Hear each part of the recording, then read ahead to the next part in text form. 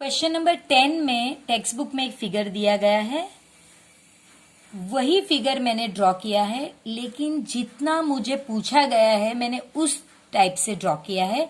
तो आप फ्रेंड्स अगर इस एक्सरसाइज को बहुत ही अच्छी तरह समझना चाहते हैं तो जब वीडियो में आप देख रहे हैं तो साथ में अपनी टेक्स्ट बुक भी खुली रखिए, पेज नंबर 102 पे उस फिगर को इस फिगर के साथ कंपेयर कीजिए, वीडियो को पॉज कर करके देखिए ताकि आपको एकदम से सही में समझ आ जाए।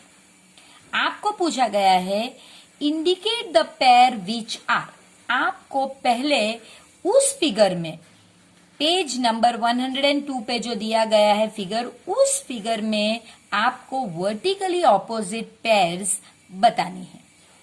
अब मेरे पास दो वर्टिकली ऑपोजिट पेयर्स हैं। देखिए मैंने आपको तभी भी बताया था कि दो लाइन एक दूसरे को इस तरह से इंटरसेक्ट करती है, वो कैसे भी इंटरसेक्ट करे। तो ये एक पेयर होगी, उसके लिए मैंने एक अलग फिगर ड्रॉ किया है। और एक पेयर समझो कि ये है, तो ये दूसरी पेयर होगी, तो इसके लिए मैंने अलग फिगर ड्रॉ किया है। अब ये ऐसे भी वर्टिकली ऑपोजिट एंगल हो सकता है, ऐसे भी हो सकता है, तो वो किसी भी तरह से हो सकता है। एक पैर अगर एक्यूट है तो दूसरी पैर ऑब्ट्यूज होगी, और इसमें ऑल फोर राइट एंगल्स होगी।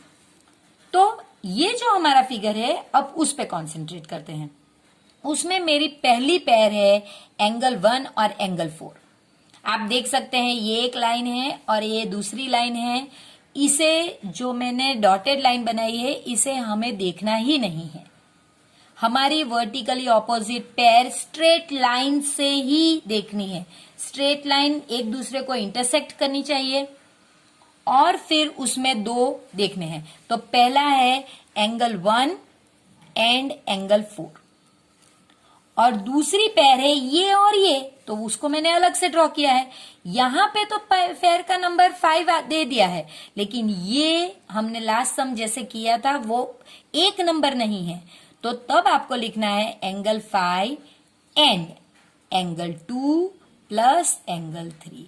यानी ये दो की पैर बन रही है वर्टिकली ऑपोजिट। एक अगर 5 है तो यहाँ पे तो एक ही एंगल है, लेकिन यहाँ पे एक नहीं है। इन दो को आपको प्लस करना है, तभी वो इसके बराबर ऑपोजिट पेयर बनेगी। तो पहले में इजी था फ्रेंड्स, यहाँ पे सिर्फ आपको देख के 1 और 4 लिखना था, और दूसरे में आपको 5 और 2 प्लस 3 ऐड करना है। तो कैसे आया ये इसका एक्सप्लेनेशन है।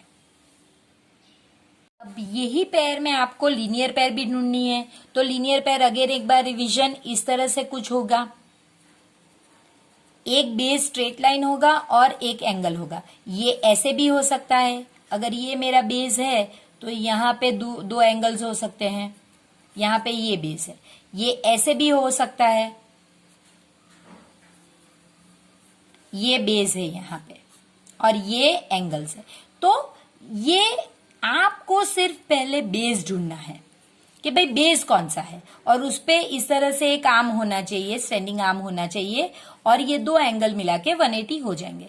तो आपको इस तरह से लीनियर पेयर ढूंढनी है। तो पहली लाइन मैंने आपको बताया था लास्ट फिगर में ही कि किस तरह से हमारी दो लाइन इंटरसेक्ट हो रही है। एक लाइन ऐसे है और एक लाइन ऐसे है। तो पहले हम ये लाइन लेंगे। तो देखिए ये लाइन ली मैंने, इस पे दो एंगल्स कौन से हैं, एंगल 1 और एंगल 5। तो ये मेरी लीनियर पेयर है, एंगल 1 एंड एंगल 5। अब हम ये वाली लाइन लेंगे, देखिए ये हमारा बेस हो गया। अब तो इस पे दो एंगल्स कौन से हैं, एंगल 4 और एंगल 5। अब आप में से कोई ऐसे भी कह सकता है कि मिस ये भी तो एक स्ट्रेट लाइन है, क्यों हमने ये नहीं ली, या फिर ये स्ट्रेट लाइन पे क्यों हमने ये 3 एंगल नहीं दिए।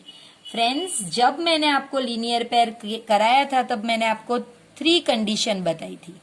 फर्स्ट इज 2 एडजेसेंट एंगल्स, फिर वो 2 ही होने चाहिए नंबर में, और थर्ड इनका टोटल 180। तो एडजेसेंट एंगल तो है, ये सब एडजेसेंट एंगल है, लेकिन वो 2 नहीं है, 2 से ज्यादा है। देखिए 3 है, यहाँ पे भी 2 से ज्यादा है, 3 है, इसलिए वो नहीं चले। आपको सिर्फ 2 ही होने चाहिए, इसलिए हमने यहाँ पे ये 2 लिए और यहाँ पे ये 2 लिए। क्वेश्चन नंबर 11 शायद इस एक्सरसाइज का सबसे इजी क्वेश्चन है। In the following figure angle 1 is adjacent to angle 2। आपको देखना है कि भाई एंगल 1 है और एंगल 2 है, तो क्या ये एडजेसेंट है? तो अगेन रिवीजन के तौर पे एडजेसेंट एंगल्स में एक कॉमन वर्टेक्स होना चाहिए और एक कॉमन आर्म। यहां पे हमारा ये जो है ये कॉमन आर्म है, ये एंगल जो है और ये एंगल आप देख लीजिए, ये वाला ये एंगल है और ये वाला ये एंगल है, दोनों में ये आर्म तो कॉमन है, तो ये तो प्रॉब्लम नहीं है। लेकिन वर्टेक्स दोनों का अलग है, इसका वर्टेक्स और इसका वर्टेक्स दोनों अलग है, तो ये कॉमन वर्टेक्स वाला पॉइंट हमारा सेटिस्फाई नहीं होता, तो इसलिए ये जो फिगर है ये एडजेसेंट एंगल्स का फिगर नहीं है। तो आपको यही लिखना है, no angle 1 is not adjacent to angle 2 as they don't have a common vertex. Friends, अगर कोई सम ऐसा है इस एक्सरसाइज में कि जो आपको बहुत ध्यान से करना चाहिए, तो वो है क्वेश्चन नंबर 12। क्वेश्चन नंबर 12 के दोनों ही सम आपको बहुत ध्यान से करने चाहिए, क्योंकि ये टाइप के सम्स 8, 9, 10th तक सभी क्लासेस में होंगे और ये बहुत ही इंटरेस्टिंग है। लेकिन इसकी एक पैटर्न आप बना के अगर चलेंगे तो ये इजी लगेगा। ये ओरिजिनल फिगर है, इसमें 2 लाइन्स, एक ये वाली लाइन और एक ये वाली लाइन, दोनों इंटरसेक्ट कर रहे हैं और एक का मेजर दे दिया गया है, ये वाले एंगल का मेजर 55 डिग्री है और आपको एक्स वाई जेड ढूंढना है। तो आप फ्रेंड्स किस तरह से ढूंढेंगे, आप साइड में अगर फिगर्स करते जाएंगे और लिखते जाएंगे तो बहुत इजी है। तो हम फ्रेंड्स पहले क्या करेंगे, हम ये वाली लाइन लेंगे जिस पे यहां पे 55 डिग्री है और यहां पे y है। आप क्या देख सकते हैं, ये कौन से एंगल है हमारे, लीनियर पेयर। तो आपको यही लिखना है 55 degree plus angle y is equal to 180 degree because they form linear pair. देखिए कॉमन बेस है और उस पे एक स्टैंडिंग आर्म है, तो ये 2 मिला के 180 होना चाहिए। ओके, अब आप एंगल y को ऐसे ही रहने दीजिए और इसको इसकी जगह से बदलिए। लेफ्ट साइड पे ऐड है तो राइट साइड पे वो सब्ट्रैक्ट होगा, तो इसके लिए आपका आंसर आएगा 125 डिग्री। तो आपको एंगल y या फिर y आपको 125 डिग्री मिल गया है। ठीक है, अब जो आपको मिलता है फ्रेंड्स, उसे जाकर आप अपने ओरिजिनल फिगर में लिख दीजिए।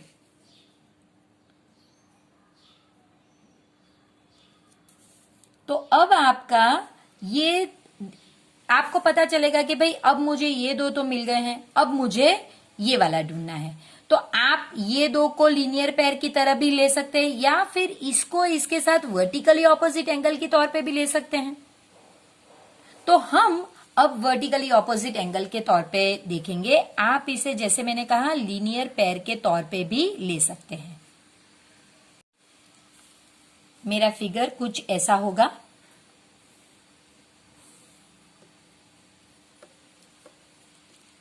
ये रफ फिगर है फ्रेंड्स, इसमें आपको स्केल की जरूरत नहीं होती, इजीली आपको सिर्फ रफ फिगर। अब आपको ये 2 वर्टिकली ऑपोजिट है ये बताना होगा, और वर्टिकली ऑपोजिट एंगल्स कैसे होते हैं, इक्वल। तो आपको लिखना होगा 55 degree is equal to angle x because they are vertically opposite angles. तो अब इक्वेशन के रूल के हिसाब से आप इसे ऐसे भी कर सकते हैं, therefore x is equal to 55। देखिए इसमें तो कुछ कैलकुलेशन ही नहीं है, आपको तो सिर्फ इक्वेट करके ही रख देना है। तो x 55 है तो आपको यहां पे जाके वो लिख लेना है, तो हो गया। देखिए अब अगर ये 125 है तो ये भी 125 होगा। आप इस तरह से वर्टिकली ऑपोजिट एंगल वाला ये एक्सप्लेनेशन ना देना चाहे तो आप इसको इसके साथ लीनियर पेयर में ले लीजिए तो भी चले, तो हम वो लेते हैं। इसके देखिए मैथ्स कैसा होता है ना, आपके घर से स्टेशन जाने की रीत होती है, तो कोई कोई भी रूट लेकर स्टेशन पहुंच सकता है। वो जरूरी नहीं कि आपका ही रूट राइट हो। आपका फ्रेंड्स एक ही जगह से स्टार्ट करके कोई और रूट लेकर भी स्टेशन पहुंच सकता है। तो मैथ्स वैसे होता है फ्रेंड्स, इसमें कोई फिक्स्ड मेथड होती नहीं है। इसमें आपको अपनी मेथड खुद डेवलप करनी पड़ती है, लेकिन हाँ वो मेथड राइट होनी चाहिए। फिर ऐसा नहीं कि आप कुछ भी कर दो और वो राइट हो, वो नहीं। तो ये मैंने देख लिया था कि ये मेरा x है जो अब 55 है और ये मुझे ढूंढना है z। तो मैं कैसे करूंगी, ये मैंने फिगर ड्रॉ किया है कि जिसमें x और z को लिया और ये मेरा बेस है, तो ये फ्रेंड्स क्या हो गया मेरा लीनियर पेयर।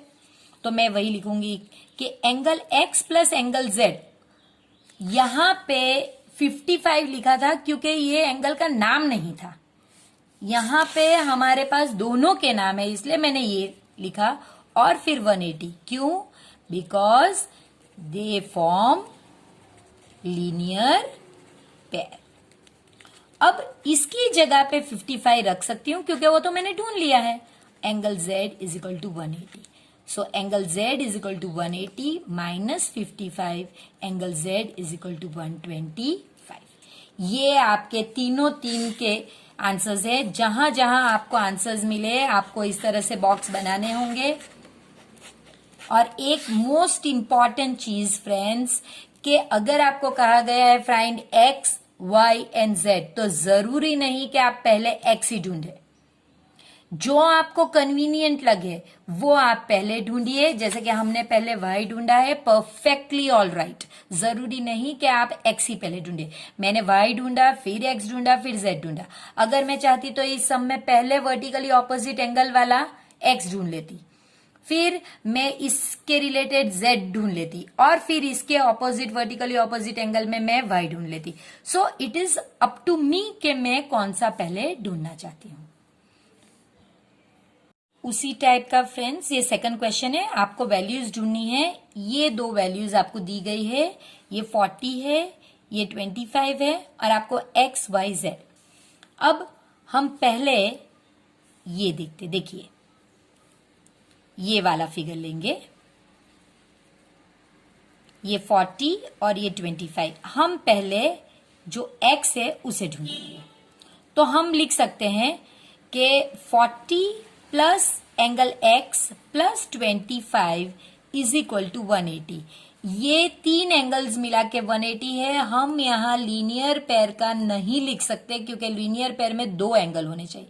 तो ये राइट है क्योंकि हमारे पास आप देख सकते हैं कि ये एक बेस है और ये बेस बताता है कि टोटल कितना होना चाहिए, पूरा टोटल 180 होना चाहिए, इसलिए मैंने 180 लिखा। तो अब आप ये दो नंबर्स को पहले ऐड कर दीजिए। So angle x plus 65 is equal to 180। अब आप 65 को राइट हैंड साइड पे ले जाइए, इज इक्वल टू 180 माइनस 65। सो 180 पहले उसकी जगह पे रहेगा, x जो ये साइड पर 65 जो ये साइड पे प्लस था, एडेड था, वो अब सब्ट्रैक्टेड हो जाएगा। तो 115 डिग्री। एंगल x आपका कितना आ गया? 115 डिग्री। ऊपर जाके उसमें लिख दीजिए कि आपको ये मिल गया है। अब आप देख सकते हैं कि ये दो भी लीनियर पेयर है, तो आप ये भी ले सकते हैं। देखिए ये फिगर ड्रॉ करने से आपको यहां बार बार जाने की जरूरत नहीं है। एक बार देखकर ड्रॉ कर लेंगे तो फिर आपको यही देख के यहां पे लिखना है। ये आपका 40 है और ये आपको ढूंढना है। तो आप लिखेंगे 40 plus angle y is equal to 180। देखिए ये आपका बेस है, बेस 180, तो ये आपका हो गया 180। अब इसके अंदर आप रीजन लिख सकते हैं because they form linear pair. Again क्यों लिख सकते हैं ये? क्योंकि टू एंगल्स ही है और एक एडजेसेंट एंगल्स है और एक कॉमन आर्म है, तो आप लिख सकते हैं। अब आप 40 को इस साइड पे लेके जाइए, 180 minus 40, so angle y is equal to 140। ये आपका दूसरा मिल गया, तो 140। अब आपको z ढूंढना है। अब z आप देख सकते हैं कि z और 40 वर्टिकली ऑपोजिट एंगल है। आपको ज्यादा जैसे जैसे आप बढ़ते जाएंगे इसमें, तब आपका क्लियर होता जाएगा कि अब इसमें तो कुछ करना ही नहीं है, 40 और z को सिर्फ वर्टिकली ऑपोजिट एंगल ही बोलना है। तो बस वही करेंगे। फिगर ड्रॉ कीजिए फ्रेंड्स।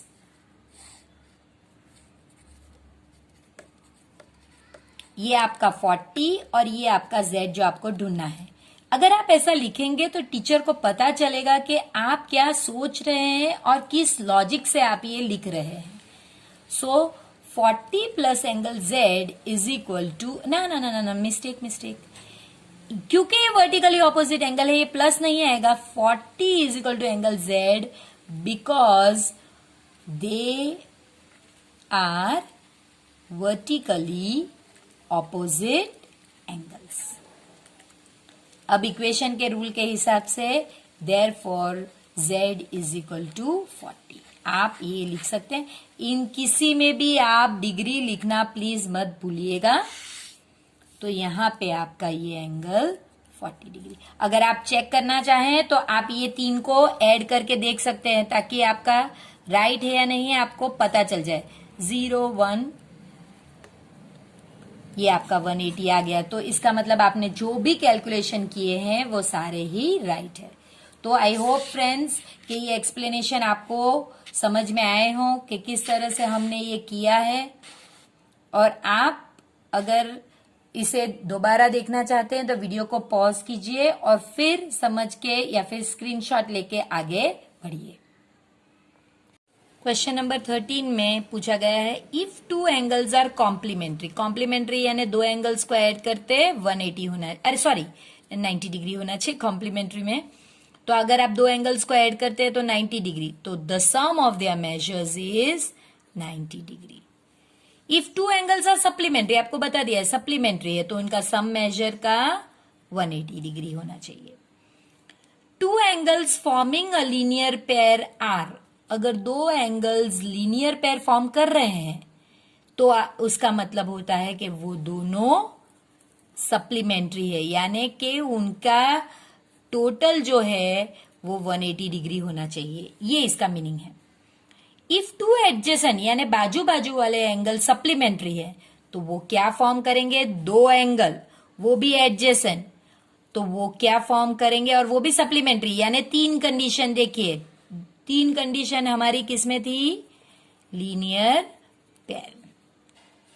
इफ टू लाइन्स, इस तरह से दो लाइन इंटरसेक्ट कर रही है एक दूसरे को, lines intersect each other at a point, ठीक है, then the vertically opposite angle यानी ये और ये या फिर ये और ये आर ऑलवेज इक्वल। हमें पता है vertically opposite angles always equal होते हैं। If two lines intersect at a point, two lines intersect at a point, okay? And if one pair of vertically opposite angles are acute, ये दोनों देखिए ये दोनों acute है, ठीक है, then the other pair, ये कौन सी होगी फ्रेंड्स, आपको देख के ही पता चल जाएगा। अगर एक acute है तो दूसरा क्या होना चाहिए, ऑलरेडी हम डिस्कस कर चुके हैं, वो होनी चाहिए ऑब्ट्यूज। अब जो लास्ट क्वेश्चन है क्वेश्चन नंबर 14, वो मैंने यही फिगर को अपने हिसाब से जैसे जैसे क्वेश्चन बनाया है वैसे एक एक अलग से ड्रॉ करके पेपर की शीट में एक्सप्लेन किया है। अब वो देखते हैं। पहले मैंने ओरिजिनल फिगर जो आपको दिया गया है वो ड्रॉ किया है। इसमें फ्रेंड्स आप देख सकते हैं एक ये लाइन है और एक ये लाइन, दोनों एक दूसरे को इंटरसेक्ट कर रहे हैं। अगर वर्टिकली ऑपोजिट एंगल की बात करें तो ये और ये पूरा ही, ये एक्यूट वर्टिकली ऑपोजिट एंगल और ये वाली पेयर ऑब्ट्यूज। तो फर्स्ट क्वेश्चन ही वही है friends, obtuse vertically opposite angle. देखिए ये मैंने डॉटेड कर दिया ताकि इसे हम इग्नोर करें। तो ये वाली हमारी एक्यूट है और ये वाली जो पेयर है ये हमारी ऑब्ट्यूज है। तो उनका नाम आपको लिखना है angle A O D and angle, इसके ऑपोजिट कौन सी एंगल, बी ओ सी।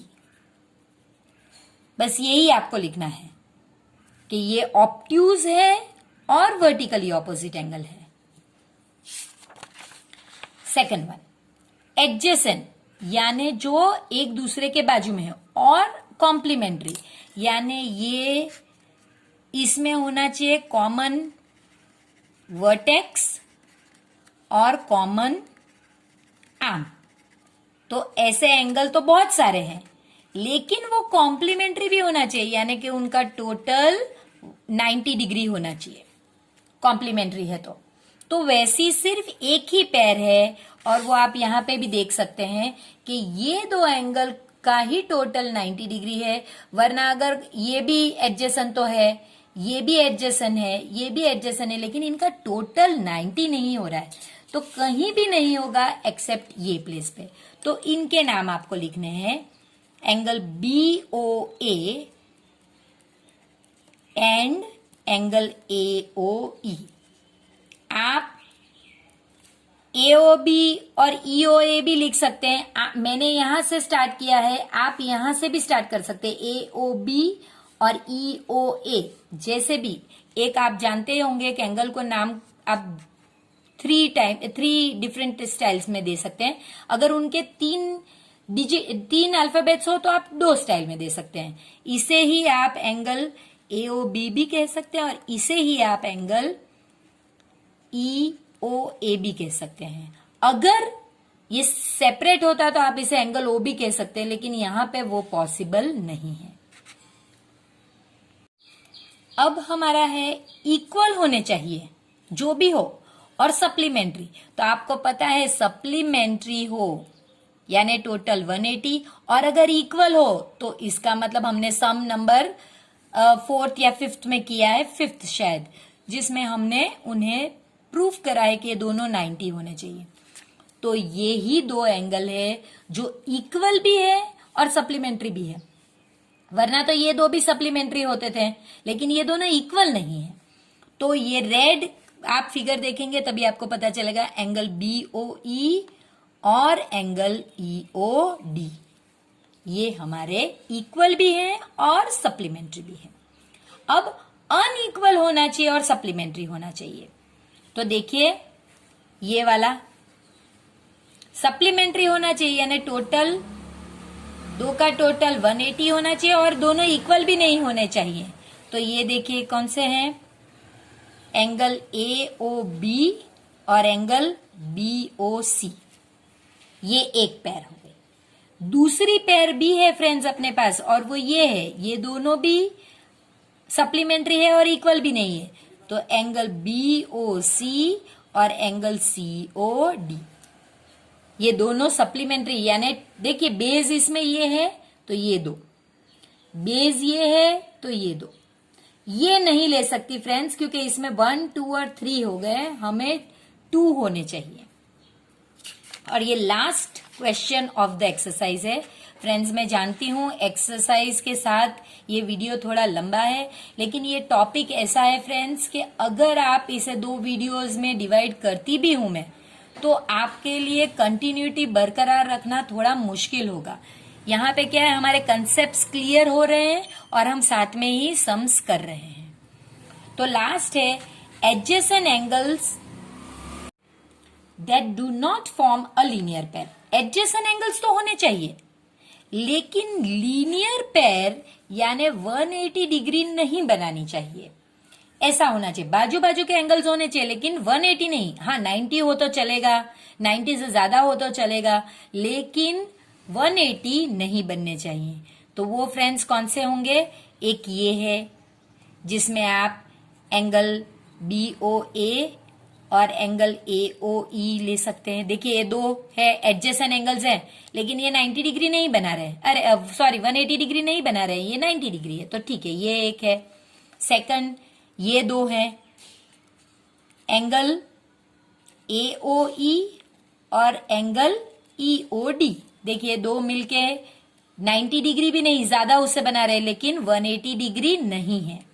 और ये थर्ड है जिसमें देखिए ये भी एंगल EOD और एंगल DOC।